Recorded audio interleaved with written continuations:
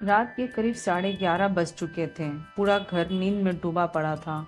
कमरों में धीमी रोशनी, अलार्म की टिक टिक और बाहर सड़क पर कुत्तों के भौंकने की दूर की आवाज। पर रसोई में अभी भी एक हल्की सी छन छन गूंज रही थी, जैसे किसी की थकती हुई सांस की तरह। टेबल पर आधी खाई हुई थाली रखी थी, सब्जी बिल्कुल ठंडी, रोटियां पत्थर जैसी सख्त। उसी के पास कुर्सी पर बैठी थी अनाया, अपनी सुनी आंखों से उस थाली को निहारती हुई। नींद उसकी आंखों से गायब थी, लेकिन थकावट उसकी रूह तक उतर चुकी थी। किसी ने दरवाजे के पीछे से झांका, पर उसे देखने वाला कोई ना था, जैसे वो इस घर में होते हुए भी ना होने जैसी हो गई थी। सुबह के 5 बजते ही घर के बाकी लोग अभी करवटें बदल रहे थे, जबकि अनाया रसोई में झाड़ू लगाते हुए दिन की शुरुआत कर चुकी थी। गैस पर दूध उबल रहा था, केतली में चाय खोल रही थी और बच्चों के टिफिन के लिए गर्म आलू के पराठे की खुशबू उठ रही थी। साथ ही रोहन का शर्ट प्रेस हो रहा था, एक मशीन की तरह बिना रुके। उसी समय सास की आवाज गूंजी, इतनी देर क्यों लगा दी? चाय ठंडी हो गई। रोज का यही हाल है। अनाया ने कुछ नहीं कहा, बस सिर झुका लिया और चुपचाप दोबारा चाय बना दी, जैसे उसने अपनी जुबान किसी बंद अलमारी में ताला मारकर रख दी हो।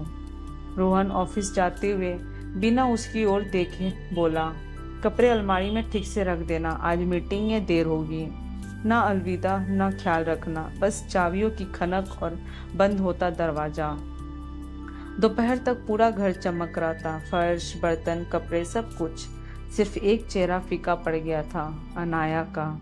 सास अपने कमर दर्द की शिकायतों में व्यस्त थी, ससुर टीवी के समाचार में, बच्चे अपने स्कूल में, और अनाया, वो खुद को इन दीवारों पर टांग चुकी थी, जैसे कोई फ्रेम जिसे देखने की आदत हो जाए पर महसूस कोई ना करे। जब उसने खुद खाने के लिए बैठी, थाली में रखी सब्जी ठंड हो चुकी थी और रोटियां सूख गई थी। ठीक उसी वक्त डोरबेल बजी। सामने थी पड़ोस की माधवी दीदी। उन्होंने कहा, अरे अनाया, तू दिन भर काम में घुस जाती है, कभी अपने लिए भी जी लिया कर। अनाया ने मुस्कुराने की कोशिश की, वो मुस्कान जो चेहरे पर तो होती है पर दिल तक पहुंचती ही नहीं। धीरे से बोली, मेरे हिस्से में वक्त लिखा ही नहीं है दीदी, बस झाड़ू, बर्तन और दौड़ते हुए दिन। शाम को जब बच्चे लौटे तो उनके लिए दूध, स्नैक्स और होमवर्क का पहाड़ तैयार था। रोहन आया तो फोन पर किसी से हंसते हुए बातें कर रहा था। अनाया ने धीमे स्वर में पूछा, आज ऑफिस में बहुत थक गए। वो बोला, हाँ, बस जान निकल गई, और सोफे पर बैठकर टीवी ऑन कर दिया। अनाया कहना चाहती थी, मैं भी थक गई हूँ रोहन, बहुत थक गई हूँ, पर होंठ खुलने से पहले ही उसकी आत्मा चुप कर चुकी थी, क्योंकि उसके थकने का हक किसी ने उसे दिया ही नहीं था।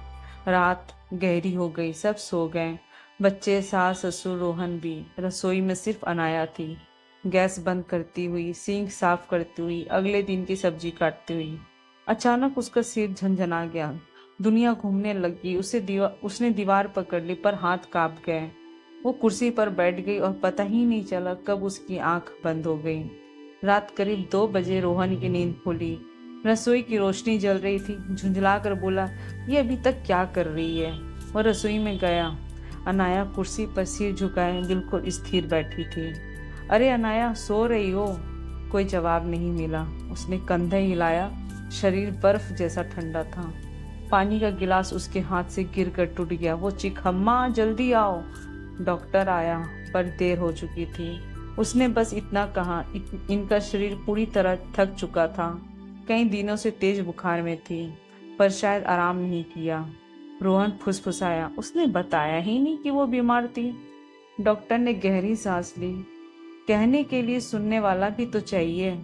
सुबह सूरज उगा, पर उस घर में घोर अंधेरा था। रसोई की मेज पर वो आधी छूटी थाली रखी थी, ठंडी, सूनी और खामोश। सास आंखें पोंछते हुए चाय बना रही थी। कभी सोचा ही नहीं था वो इतना कुछ अकेले झेल रही थी। बच्चे पुकार रहे थे, माँ कहाँ है?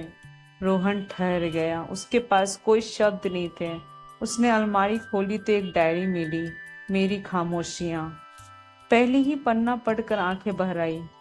आज तेज बुखार है, लेकिन काम रुकेगा तो घर रुक जाएगा। कोई पूछेगा कि मैं ठीक हूँ या नहीं? शायद नहीं। मैं बस एक मशीन बन गई हूँ जो सुबह चलती है और रात को टूट जाती है। अगले पन्ने में लिखा था, मुझे डर है कि एक दिन मैं गिर जाऊंगी और किसी को पता भी नहीं चलेगा। तब शायद उन्हें समझ आएगा कि घर सिर्फ दीवारों और फर्श से नहीं चलता, एक औरत की सांसों से चलता है। आखिरी पन्ने पर लिखा था, अगर कभी मेरी जगह कोई और आए तो उससे बस एक बार पूछ लेना, थक गई क्या? बस यही वाक्य किसी का जीवन बचा सकता है। रोहन की आंखों से आंसू गिरते रहे। उस दिन पहली बार उसने सच्चे मन से टूट कर रोया। उसने रसोई की मेज पर उस अधूरी थाली को सहेज कर रख दिया, याद दिलाने के लिए कि एक औरत की मेहनत कभी छोटी नहीं होती, भले ही उसकी आवाज़ कोई ना सुन पाए।